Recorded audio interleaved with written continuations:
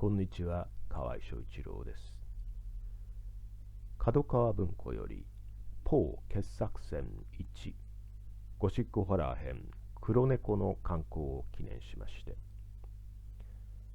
エドガー・アラン・ポー作ウィリアム・ウィルソンを原文で読んでいきます。エドガー・アラン・ポー、ウィリアム・ウィルソン。What say of it? What say of conscience grim, that spectre in my path? Chamberlain's Faranida.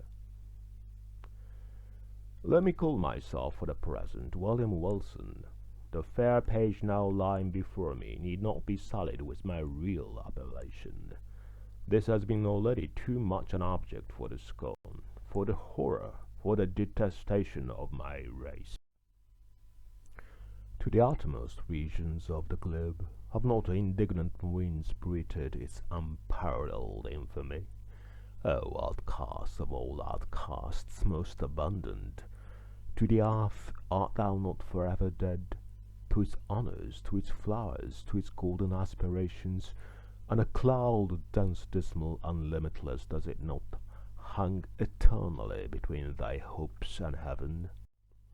I would not, if I could, here or today, embody a record of my later years of unspeakable misery and unpardonable crime. This epoch, these later years, took unto themselves a sudden elevation in turpitude, whose origin alone it is my present purpose to assign. Men usually grow base by degrees. From me, in an instant, all virtue dropped bodily as a mantle. From comparatively trivial wickedness I passed, with the stride of a giant, into more than the enormities of an Elagabalus. What chance, what one event brought this evil thing to pass? Bear with me while I relate. Death approaches, and the shadow which foreruns him has thrown a softening influence over my spirit. I long, in passing through the dim valley, for the sympathy, I had nearly said for the pity, of my fellow men. I would fain have them believe that I have been in some measure the slave of circumstances beyond human control. I would wish them to seek out for me, in the details I am about to give, some little oasis of fatality amid the wilderness of error. I would have them allow, what they cannot refrain from allowing, that although temptation may have erewhile existed as great, man was never thus, at least tempted before, certainly never thus fell. And is it therefore that he has never thus suffered? Have I not indeed been living in a dream? And am I not now dying a victim to the horror and the mystery of the wildest of all sublunary visions? I am the descendant of a race whose imaginative and easily excitable temperament has at all times rendered them remarkable, and in my earliest infancy I gave evidence of having fully inherited the family character.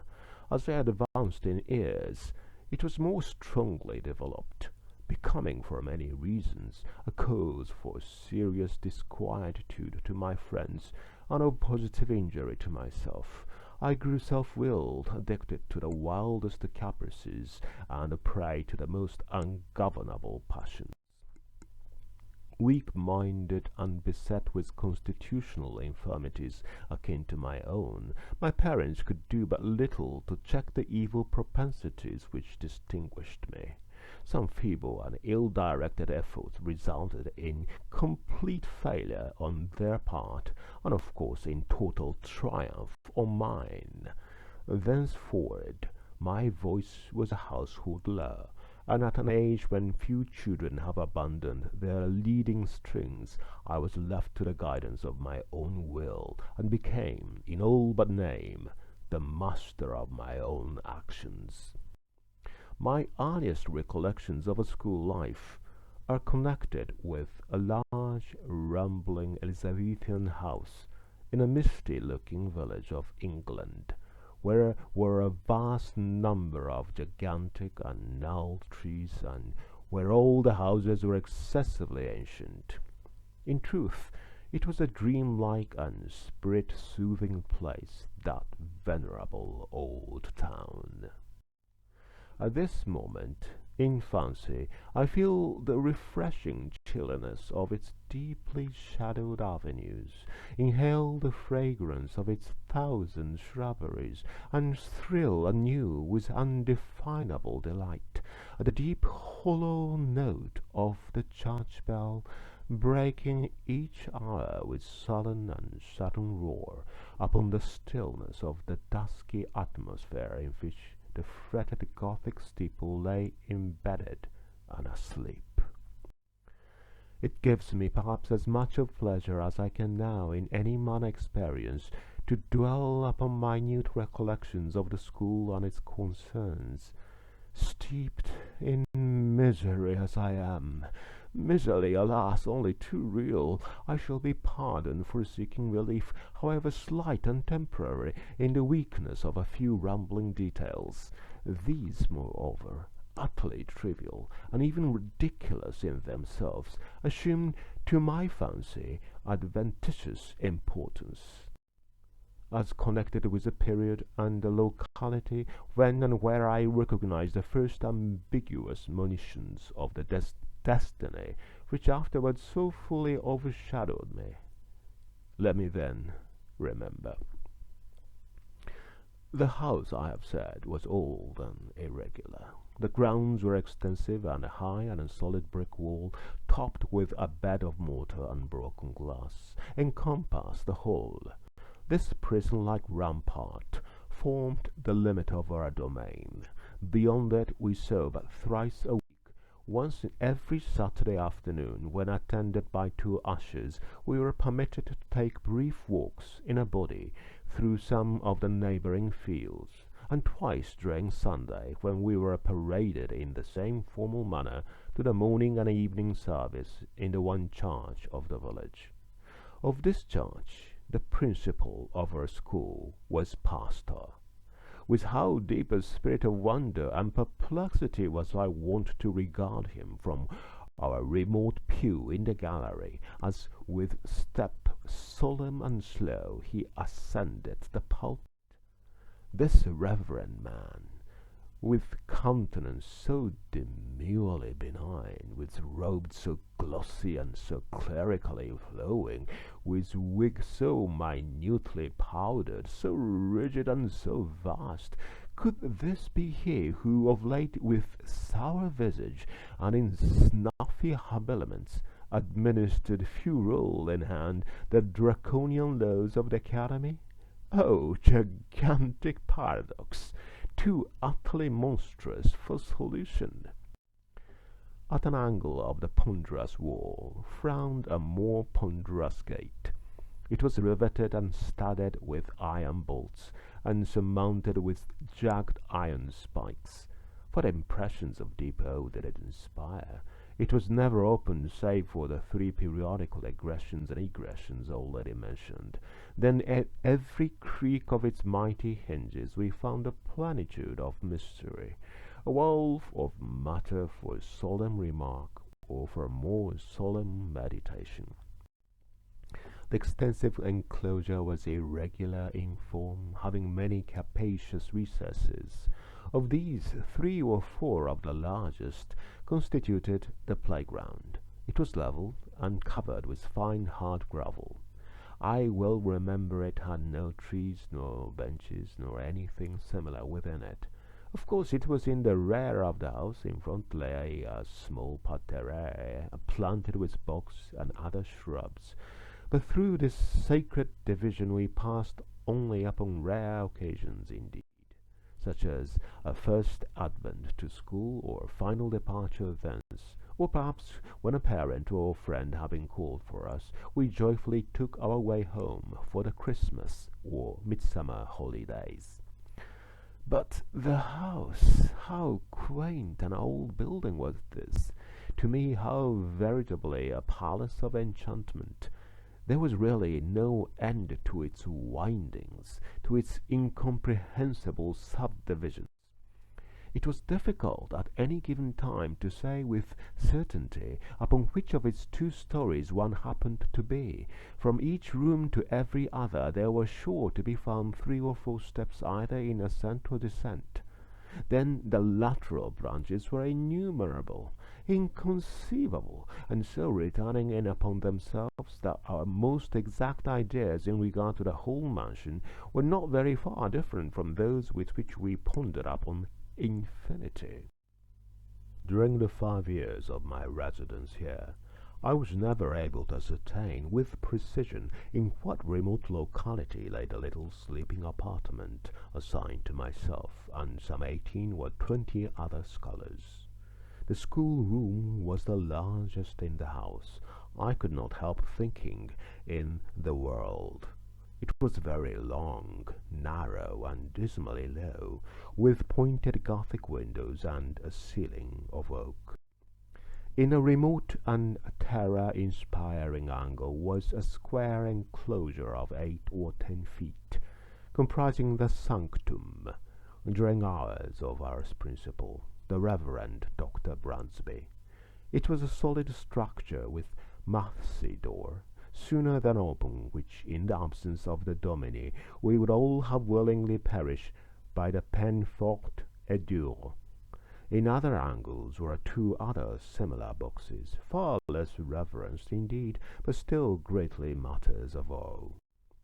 One of these was the pulpit of the classical usher, one of the English and mathematical.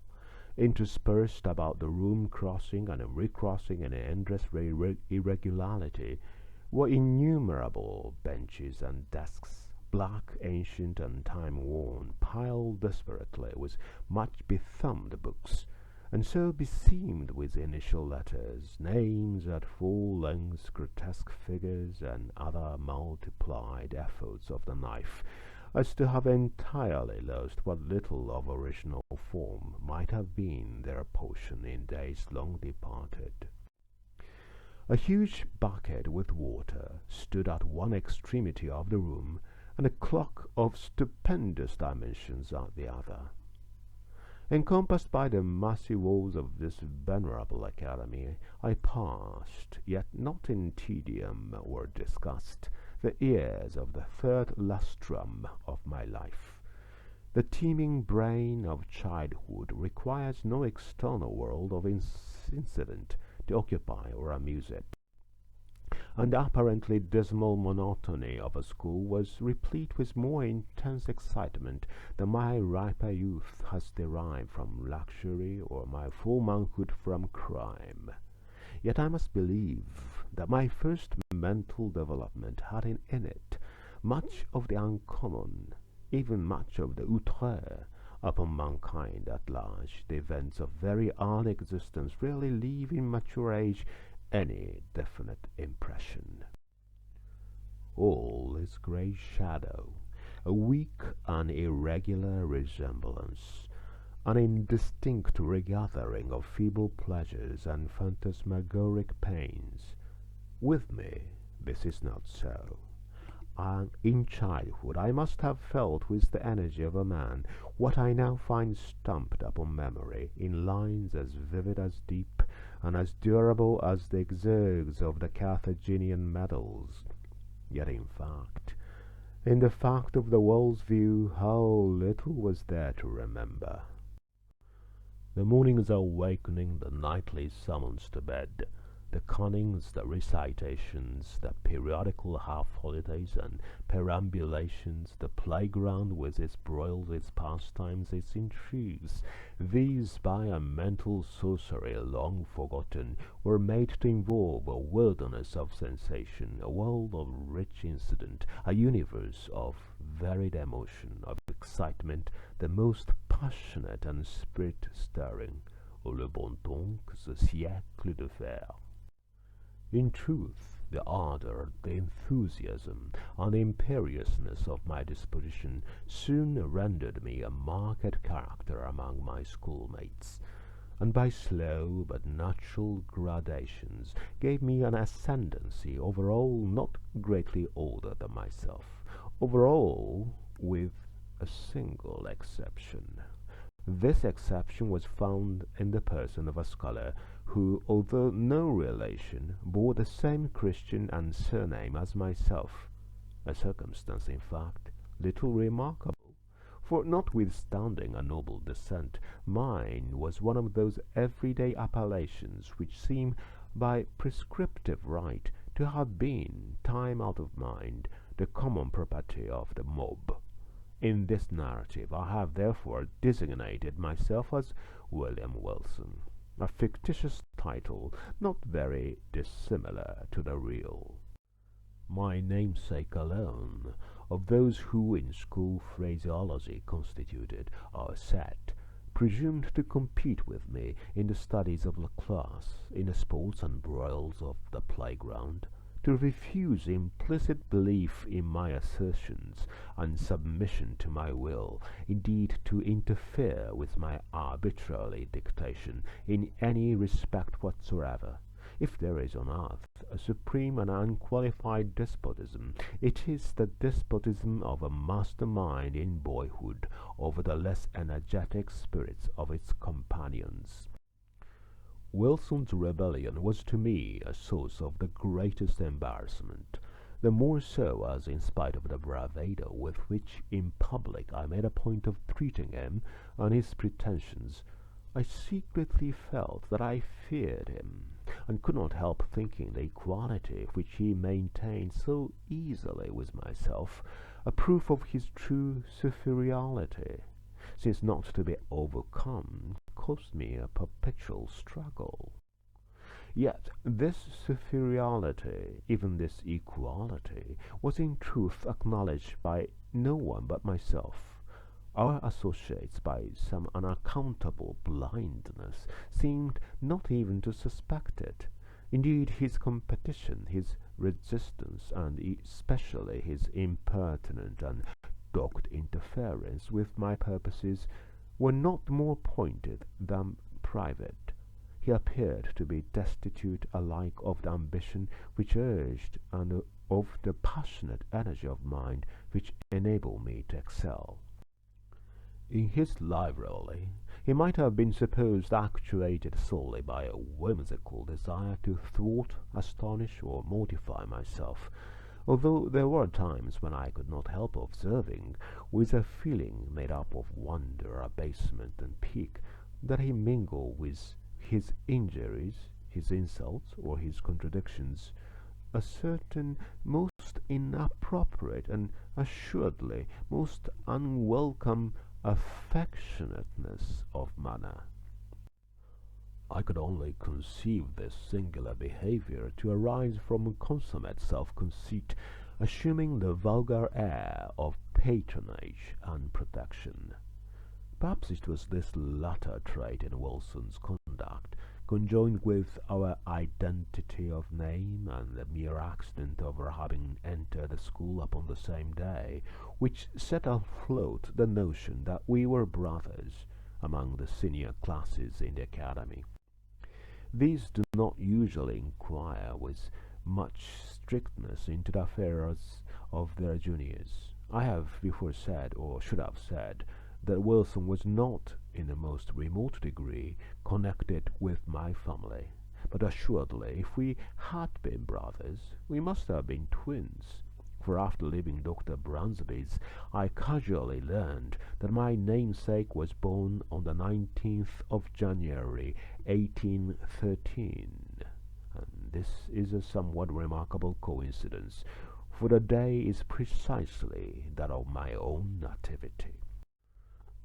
It may seem strange that in spite of the continual anxiety occasioned me by the rivalry of Wilson and his intolerable spirit of contradiction, I could not bring myself to hate him altogether.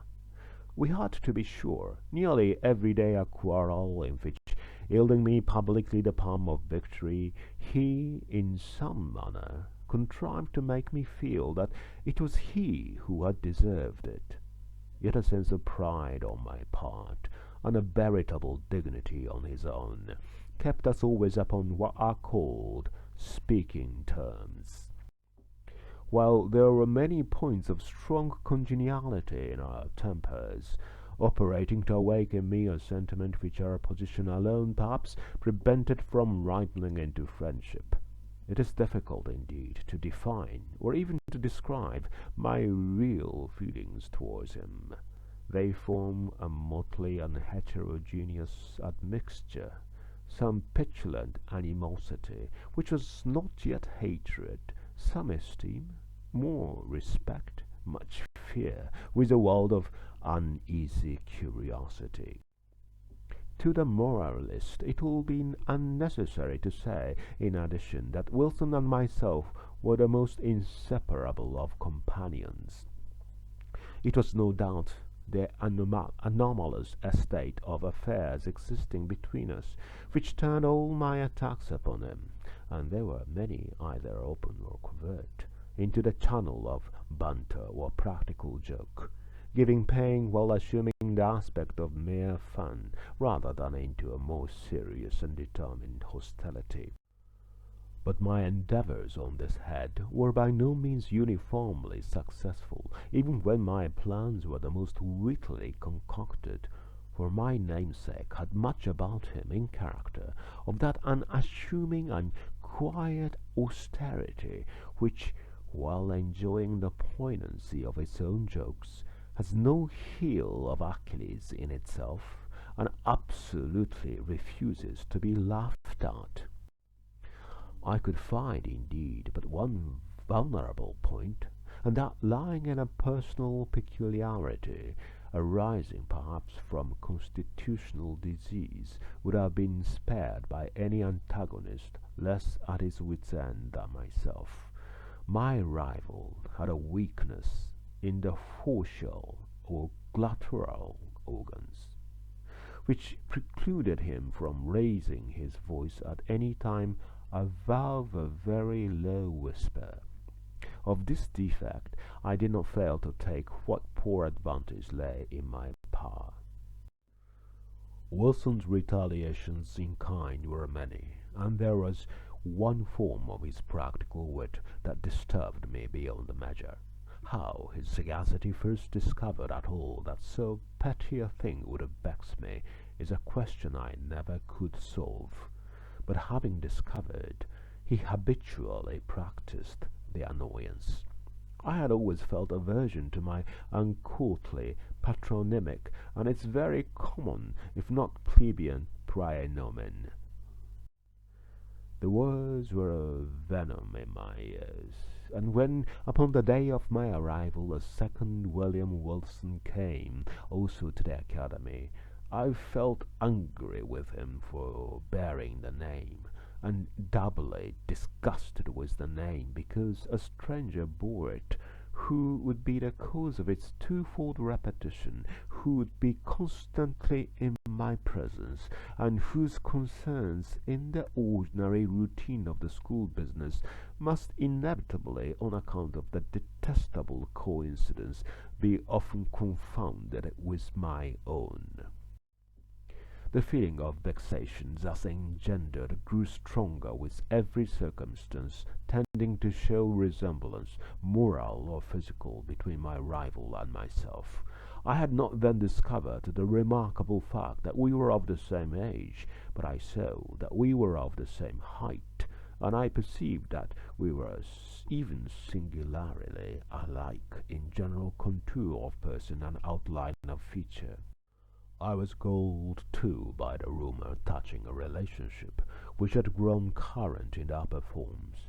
In a word, nothing could more seriously disturb me, although I scrupulously concealed such disturbance, than any allusion to a similarity of mind, person, or condition existing between us. But in truth, I had no reason to believe that, with the exception of the matter of relationship, and in the case of Wilson himself, this similarity had ever been made a subject of comment, or even observed at all by our schoolfellows. That he observed it in all its bearings and as fixedly as I was apparent, but that he could discover in such circumstances so fruitful a field of annoyance can only be attributed, as I said before, to his more than ordinary penetration. His cue, which was to perfect an imitation of myself, lay both in words and in actions, and most admirably did he play his part. My dress it was an easy matter to copy. My gait and general manner were without difficulty appropriated. In spite of his constitutional defect, even my voice did not escape him. My louder tones were, of course, unattempted, but then the key it was identical, and his singular whisper it grew the very echo of my own. How greatly this most exquisite portraiture harassed me, for it could not justly be termed a caricature, I will not now venture to describe. I had but one consolation, in the fact that the imitation apparently was noticed by myself alone, and that I had to endure only the knowing and strangely sarcastic smiles of my namesake himself.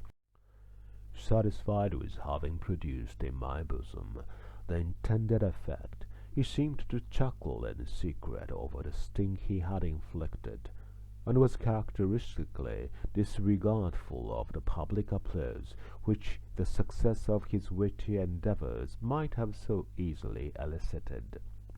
That the school indeed did not feel his design, perceive its accomplishment, and participate in his sneer was, for many anxious months, a riddle I could not solve.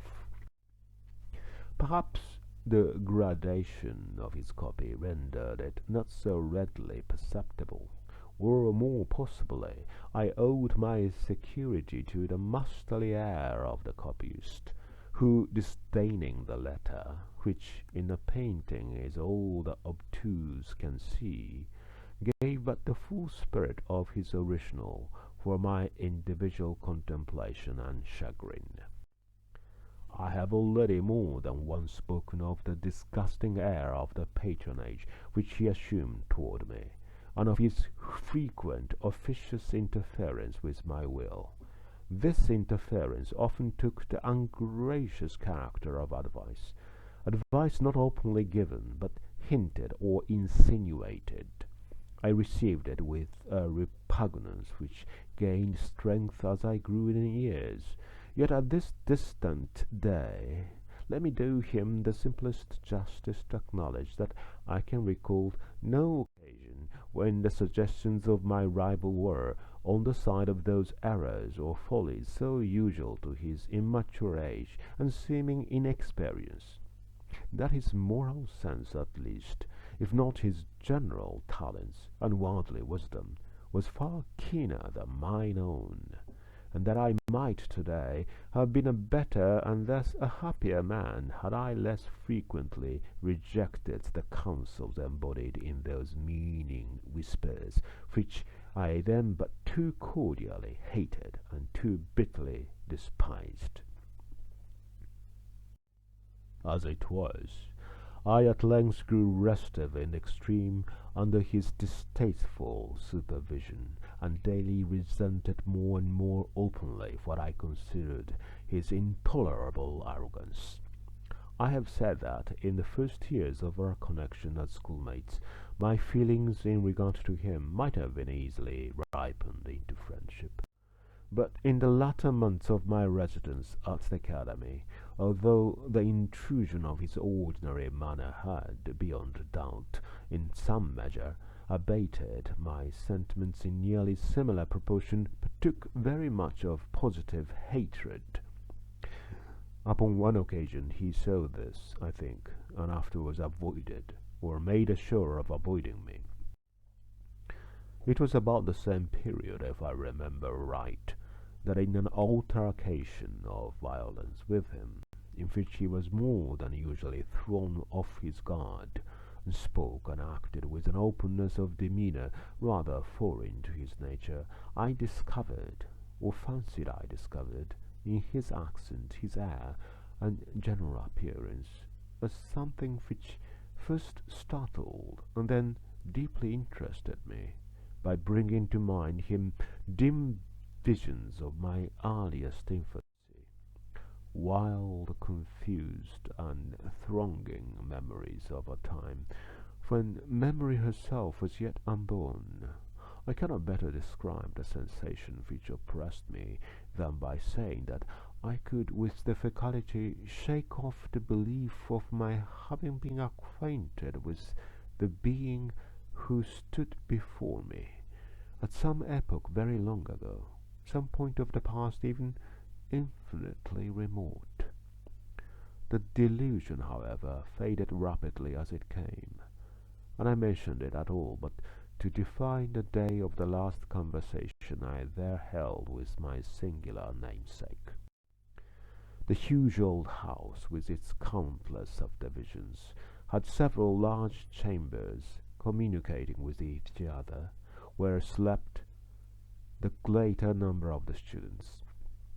There were, however, as must necessarily happen in a building so awkwardly planned, many little nooks or recesses, the odds and ends of the structure, and these the economic ingenuity of Dr. Bransby had also fitted up as dormitories, although being the merest closets, they were capable of accommodating but a single individual. One of these small apartments was occupied by Wilson. One night, about the close of my 5th year at the school, and immediately after the altercation just mentioned, finding every one wrapped in sleep, I arose from bed, and, lamp in hand, stole through a wilderness of narrow passages from my own bedroom to that of my rival. I had long been plotting one of those ill-natured pieces of practical wit at his expense, in which I had hitherto been so uniformly unsuccessful. It was my intention now to put my scheme in operation, and I resolved to make him feel the whole extent of the malice with which I was imbued. Having reached his closet, I noiselessly entered, leaving the lamp with a shade over it on the outside. I advanced a step and listened to the sound of his tranquil breathing. Assured of his being asleep, I returned, took the light, and with it again approached the bed. Close curtains were around it, which, in the prosecution of my plan, I slowly and quietly withdrew. When the bright rays fell vividly upon the sleeper, and my eyes at the same moment upon his countenance, I looked, and the numbness and iciness of feeling instantly pervaded my frame. My breast heaved, my knees tottered, my whole spirit became possessed with an objectless yet intolerable horror. Gasping for breath, I lowered the lamp in still nearer proximity to the face. Were these the lineaments of William Wilson? I saw indeed that they were his, but I shook as if with a fit of the ague, in fancying they were not. What was there about them to confound me in this manner? I gazed, while my brain reeled with a multitude of incoherent thoughts. Not thus he appeared, assuredly not thus, in the vivacity of his waking hours. The same name, the same contour of person, the same day of arrival at the academy, and then his dogged and meaningless imitation of my gait, my voice, my habits, and my manner. Was it in truth within the bounds of human possibility that what I now saw was the result merely of the habitual practice of this sarcastic imitation? Awe-stricken, and with a creeping shudder, I extinguished the lamp, passed silently from the chamber, and left at once the halls of the old academy, never to enter them again. After a lapse of some months, Spent at home in mere idleness, I found myself a student at Eton. The brief interval had been sufficient to enfeeble my remembrance of the events at Dr. Bransby's, or at least to effect a material change in the nature of the feelings with which I remembered them. The truth, the tragedy of the drama was no more. I could now find room to doubt the evidence of my senses, and seldom called up the subject at all but with wonder at the extent of human credulity, and a smile at the vivid force of the imagination which I hereditarily possessed. Neither was this species of scepticism likely to be diminished by the character of the life I had led at Eton. The vortex of thoughtless folly into which I there so immediately and so recklessly plunged washed away all but the froth of my past hours, engulfed at once every solid or serious impression, and left no memory, only the veriest levities of a former existence.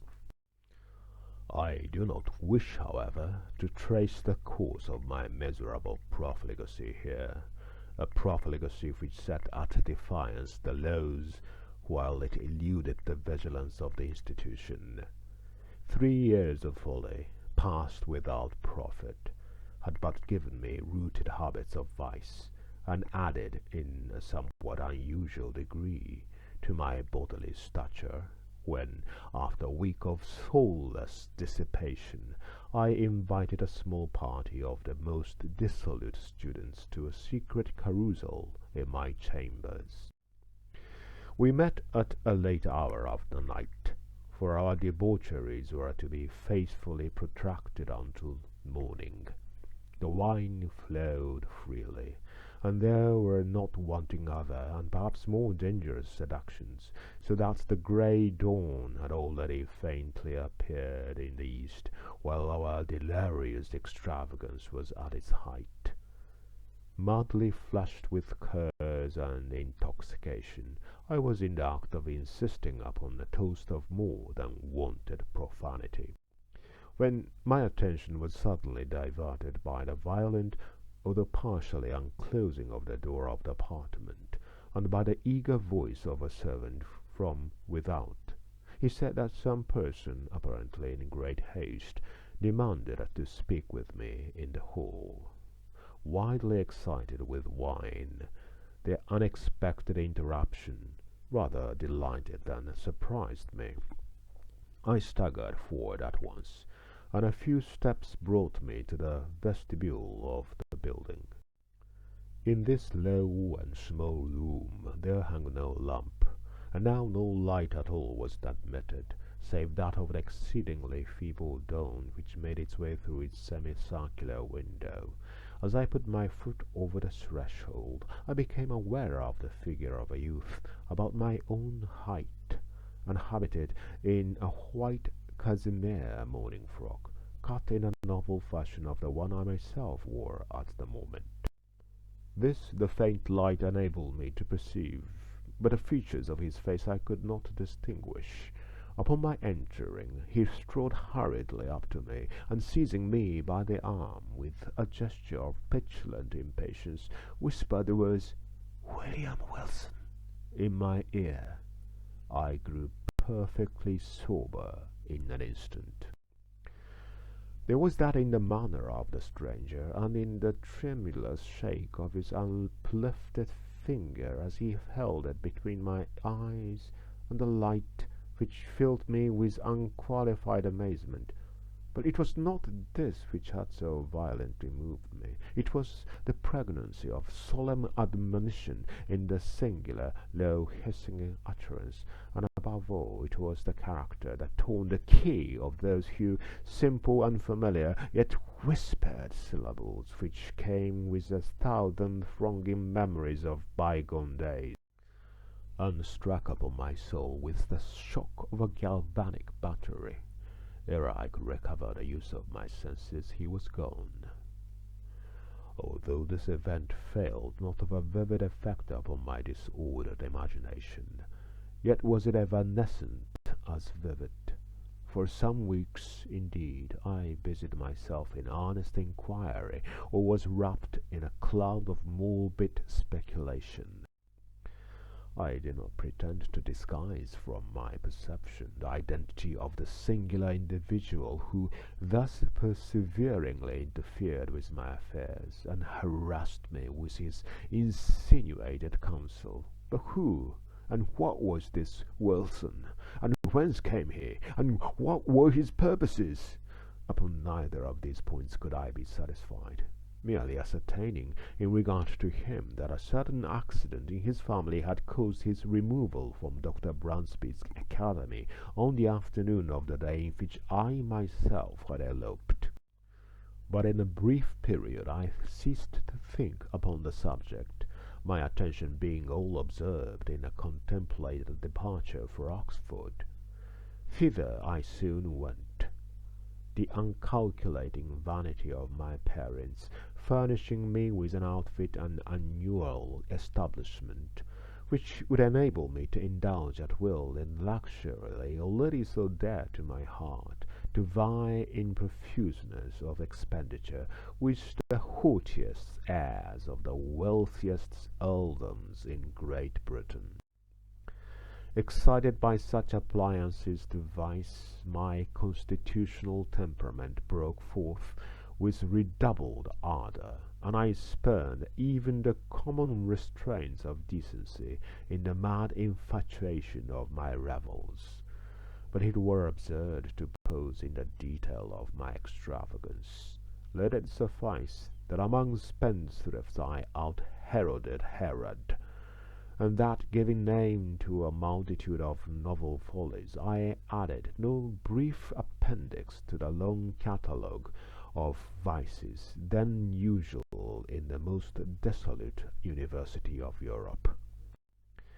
It could hardly be credited, however, that I had even here so utterly fallen from the gentlemanly estate as to seek acquaintance with the vilest arts of the gambler by profession, and having become an adept in his despicable science, to practice it habitually as a means of increasing my already enormous income at expense of the weak-minded among my fellow collegians.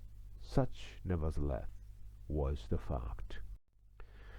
And the very enormity of this offence against all manly and honourable sentiment proved, beyond doubt, the main, if not the sole, reason of the impunity with which it was committed. Who, indeed, among my most abundant associates, would not rather have disputed the clearest evidence of his senses than have suspected of such courses the gay, the frank, the General William Wilson, the noblest and most liberal commoner at Oxford, him whose follies, said his parasites, were but the follies of youth and unbridled fancy, whose errors but inimitable whim, whose darkest vice but a careless and dashing extravagance? I had been now 2 years successfully busied in this way, when there came to the university a young parvenu nobleman, Glendinning, rich, said the report, as Herodes Atticus, his riches too as easily acquired. I soon found him of weak intellect, and of course marked him as a fitting subject for my skill. I frequently engaged him in play, and contrived, with the gambler's usual art, to let him win considerable sums, the more effectually to entangle him in my snares. At length, my schemes being ripe, I met him, with the full intention that this meeting should be final and decisive, at the chambers of a fellow commoner, Mr. Preston, equally intimate with both, but who, to do him justice, entertained not even a remote suspicion of my design. To give to this a better colouring, I had contrived to have assembled a party of some 8 or 10, and was solicitously careful that the introduction of cards should appear accidental, and originate in the proposal of my contemplated dupe himself, To be brief upon a vile topic, none of the low finesse was omitted, so customary upon similar occasions that it is a just matter for wonder how any are still found so besotted as to fall its victim. We had protracted our sitting far into the night, and I had at length effected the manoeuvre of getting Glendinning as my sole antagonist. The game, too, was my favourite écarté. The rest of the company, interested in the extent of our play, had abandoned their own cards, and were standing around us as spectators. The parvenu, who had been induced by my artifices in the early part of the evening to drink deeply, now shuffled, dealt, or played, with a wild nervousness of manner for which his intoxication, I thought, might partially, but could not altogether account. In a very short period he had become my debtor to a large amount, when, having taken a long draught of port, he did precisely what I had been coolly anticipating. He proposed to double our already extravagant stakes. With a well-feigned show of reluctance, and not until after my repeated refusal had seduced him into some angry words which gave a colour of pique to my compliance, did I finally comply. The result, of course, did but prove how entirely the prey was in my toils. In less than an hour he had quadrupled his debt. For some time his countenance had been losing the florid tinge lent it by the wine, but now, to my astonishment, I perceived that it had grown to a pallor truly fearful. I say, to my astonishment. Glendinning had been represented to my eager inquiries as immeasurably wealthy, and the sums which he had as yet lost, although in themselves vast, could not, I supposed, very seriously annoy, much less so violently affect him. That he was overcome by the wine just swallowed was the idea which most readily presented itself, and rather with a view to the preservation of my own character in the eyes of my associates than from any less interested motive. I was about to insist peremptorily upon the discontinuance of the play, when some expressions at my elbow from among the company, and an ejaculation evincing utter despair on the part of Glendinning, gave me to understand that I had effected his total ruin under circumstances which, rendering him an object for the pity of all, should have protected him from the ill offices even of a fiend. What now might have been my conduct it is difficult to say. The pitiable condition of my dupe had thrown an air of embarrassed gloom over all, and for some moments a profound silence was maintained, during which I could not help feeling my cheeks tingle with the many burning glances of scorn or reproach cast upon me by the less abundant of the party. I will even own that an intolerable weight of anxiety was for a brief instant lifted from my bosom by the sudden and extraordinary interruption which ensued. The wide, heavy, folding doors of the apartment were all at once thrown open to their full extent with a vigorous and rushing impetuosity that extinguished, as if by magic, every candle in the room. Their light in dying enabled us just to perceive that a stranger had entered, about my own height, and closely muffled in a cloak. The darkness, however, was now total, and we could only feel that he was standing in our midst. Before any one of us could recover from the extreme astonishment into which this rudeness had thrown all, we heard the voice of the intruder. "Gentlemen," he said, in a low, distinct, and never-to-be-forgotten whisper which thrilled to the very marrow of my bones. "Gentlemen, I make no apology for this behavior, because in thus behaving I am but fulfilling a duty. You are, beyond doubt, and informed of the true character of the person who has tonight won at écarté a large sum of money from Lord Glendinning. I will therefore put you upon an expeditious and decisive plan of obtaining this very necessary information. Please to examine at your leisure the inner linings of the cuff of his left sleeve, and the several little packages which may be found in the somewhat capacious pockets of his embroidered morning wrapper.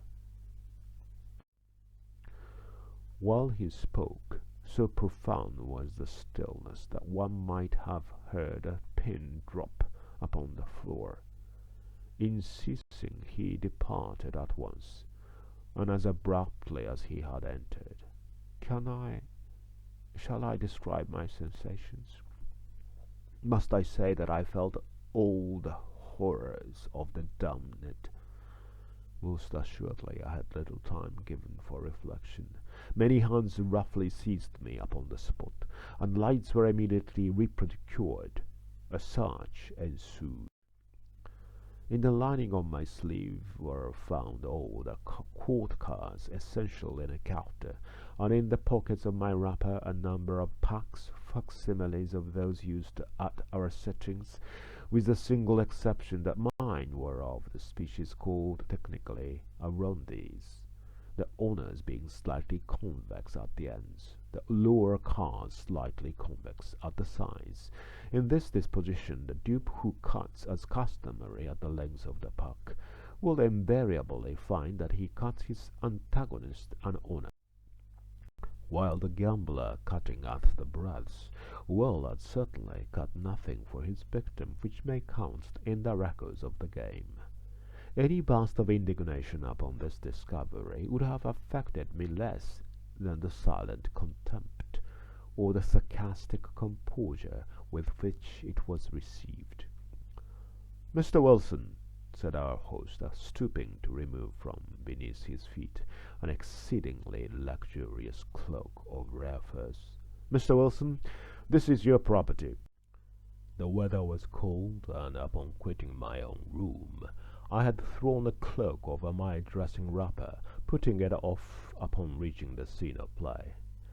"I presume it is supererogatory to seek here," eyeing the folds of the garment with a bitter smile, "for any farther evidence of your skill. Indeed, we have had enough. You will see the necessity, I hope, of quitting Oxford. At all events, of quitting instantly my chambers."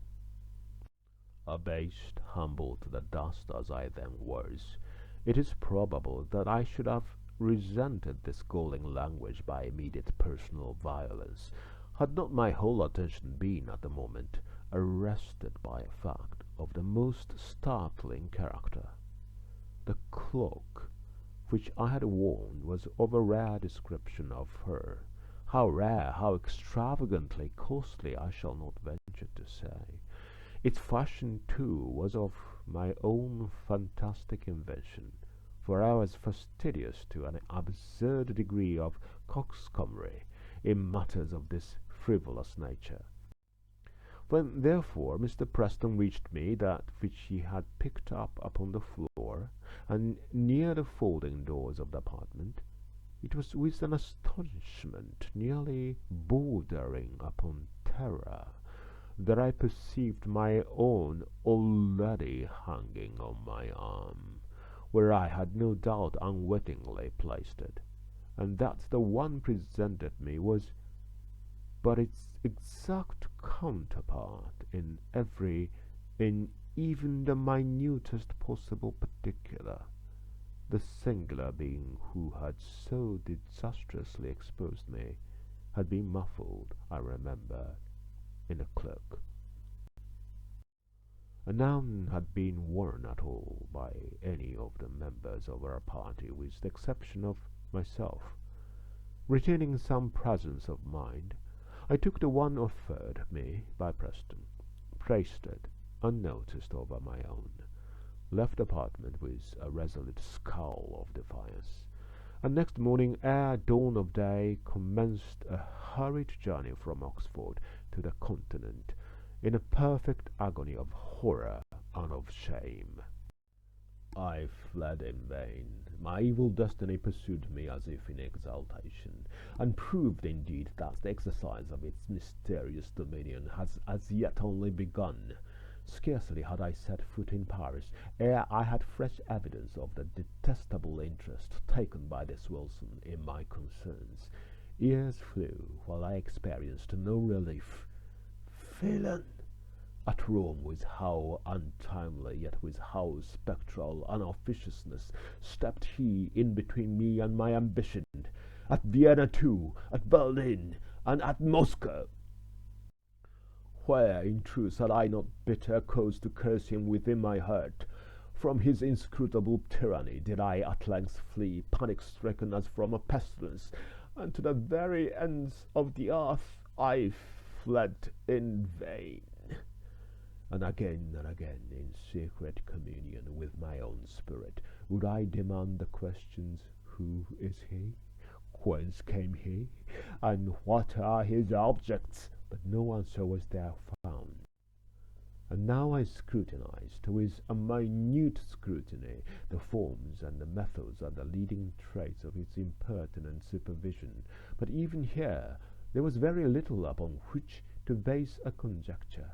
It was noticeable, indeed, that in no one of the multiplied instances in which he had of late crossed my path had he so crossed it except to frustrate those schemes or to disturb those actions which, if fully carried out, might have resulted in bitter mischief. Poor justification this, in truth, for an authority so imperiously assumed. Poor indemnity for natural rights of self-agency, so pertinaciously, so insultingly denied.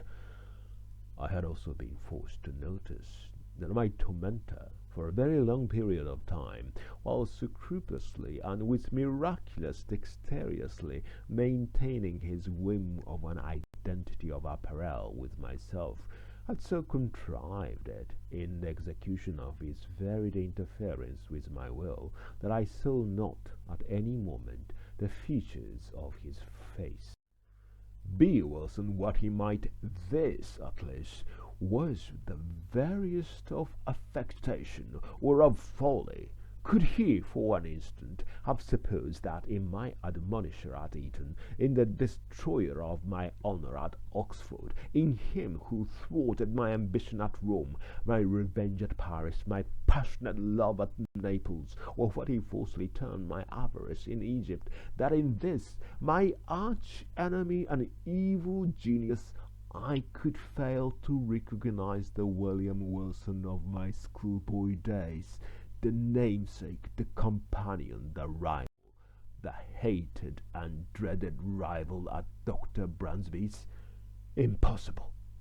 But let me hasten to the last eventful scene of the drama. Thus far I had succumbed supinely to this imperious domination.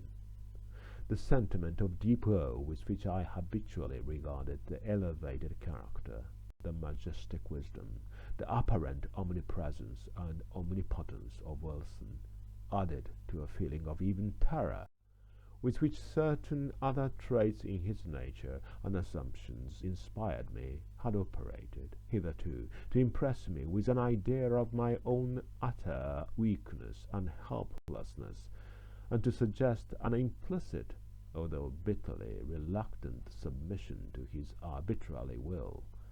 But of late days I had given myself up entirely to wine, and its maddening influence upon my hereditary temper rendered me more and more impatient of control. I began to murmur, to hesitate, to resist. And was it only fancy which induced me to believe that, with the increase of my own firmness, that of my tormentor underwent a proportional diminution? Be this as it may, I now began to feel the inspiration of a burning hope, and at length nurtured in my secret thoughts a stern and desperate resolution that I would submit no longer to be enslaved. It was at Rome, during the carnival of 18-something, that I attended a masquerade in the Palazzo of the Neapolitan Duke di Broglio. I had indulged more freely than usual in excesses of the wine table, and now the suffocating atmosphere of the crowded rooms irritated me beyond endurance. The difficulty, too, of forcing my way through the mazes of the company contributed not a little to the ruffling of my temper. For I was anxiously seeking, let me not say with what unworthy motive, the young, the gay, the beautiful wife of the aged and doting de Broglio. With a too unscrupulous confidence, she had previously communicated to me the secret of the costume in which she would be habited, and now, having caught a glimpse of her person, I was hurrying to make my way into her presence. At this moment, I felt a light hand placed upon my shoulder, and that ever-remembered, low, damnable whisper within my ear. In an absolute frenzy of wrath, I turned at once upon him who had thus interrupted me, and seized him violently by the collar. He was attired, as I had expected, in a costume altogether similar to my own, wearing a Spanish cloak of blue velvet, begirt about the waist with a crimson belt sustaining a rapier. A mask of black silk entirely covered his face. "Scoundrel!" I said, in a voice husky with rage, while every syllable I uttered seemed as now fuel to my fury. "Scoundrel! Impostor! Accursed villain! You shall not dog me on to death! Follow me, or I stab you where you stand!" And I broke my way from the ballroom into a small antechamber adjoining, dragging him unresistingly with me as I went. Upon entering, I thrust him furiously from me. He staggered against the wall, while I closed the door with an oath, and commanded him to draw. He hesitated but for an instant, then with a slight sigh drew in silence, and put himself upon his defence. The contest was brief indeed. I was frantic with every species of wild excitement, and felt within my single arm the energy and power of a multitude. In a few seconds I forced him by sheer strength against the wainscoting, and thus getting him at mercy, plunged my sword with brute ferocity repeatedly through and through his bosom. At that instant some person tried the latch of the door. I hastened to prevent an intrusion, and then immediately returned to my dying antagonist. But what human language can adequately portray that astonishment, that horror which possessed me at the spectacle then presented to view? The brief moment in which I averted my eyes had been sufficient to produce, apparently, a material change in arrangements at the upper or farther end of the room. A large mirror, so at first it seemed to me in my confusion, now stood where none had been perceptible before, and as I stepped up to it in extremity of terror, mine own image, but with features all pale and doubled in blood, advanced to meet me with a feeble and tottering gait. Thus it appeared, I say, but was not. It was my antagonist. It was Wilson, who then stood before me in the agonies of his dissolution. His mask and cloak lay where he had thrown them, upon the floor.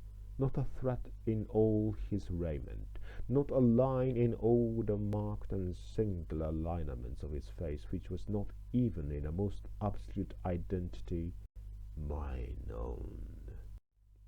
It was Wilson, but he spoke no longer in a whisper, and I could have fancied that I myself was speaking while he said, "You have conquered, and I yield. Yet henceforward art thou also dead, dead to the world, to heaven, and to hope. In me didst thou exist, and in my death see by this image, which is thine own, how utterly thou hast murdered thyself."